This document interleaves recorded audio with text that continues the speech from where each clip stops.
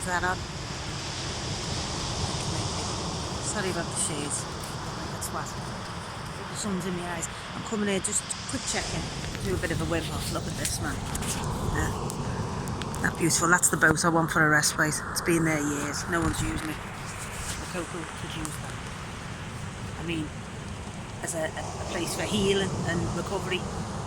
It's not like you could swim back the off licence, is it? I think a lot of people are having trouble with their coping mechanisms getting out of control, and that's something that we're going to hopefully be working in collaboration with Oak Trees. They've moved in downstairs on floor 1, so exciting, really exciting. We're getting some brilliant organisations moving into Carlisle with us. There's Edge, and they work with kind of gang related issues, trying to offer support to kids around gangs, getting drawn into gangs and stuff, so that they're brilliant. They're cool and that. And we've got families in caring, we've got social justice lasses downstairs, sensory spaces, Jan Seekers and Martine, and people are starting to kind of occupy the building now, and already talking about working together and sharing spaces and sharing resources and just sharing everything we can just to help people.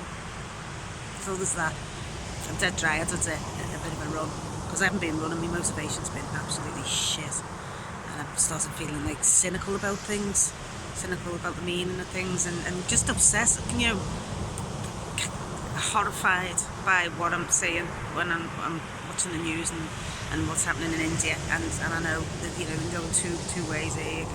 We can because we're going to have a brilliant summer, aren't we? We're all going to dance and it's going to be fantastic, and we're not going to think about what's going on in the other parts of the world too much because it's unbearable. But Channel 4 have done a good podcast on there. What's it called? Opencast or something? No, Forecast. And I just suggest you listen to that because it's horrifying watching a country, a society fall apart. It's based on greed and monopolies from pharmaceutical companies and private banking introducing private healthcare, and there's people reserving VIP beds in private hospitals in Delhi just in case they get out because they've got the money. Well, bodies are stacking up outside. Well, anyway, it's nearly summer. Come on, back into denial. Aye, yeah, we all need a little bit of that, don't we? Or just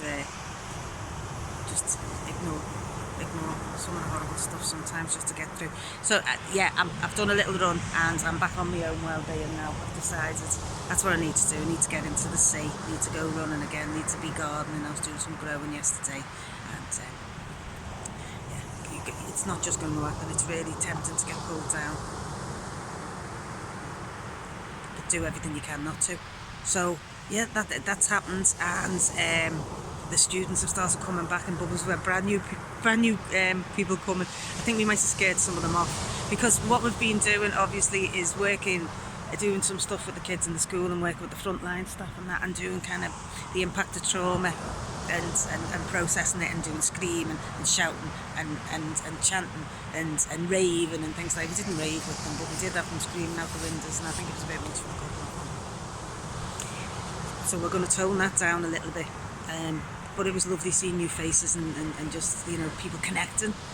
So made up about that.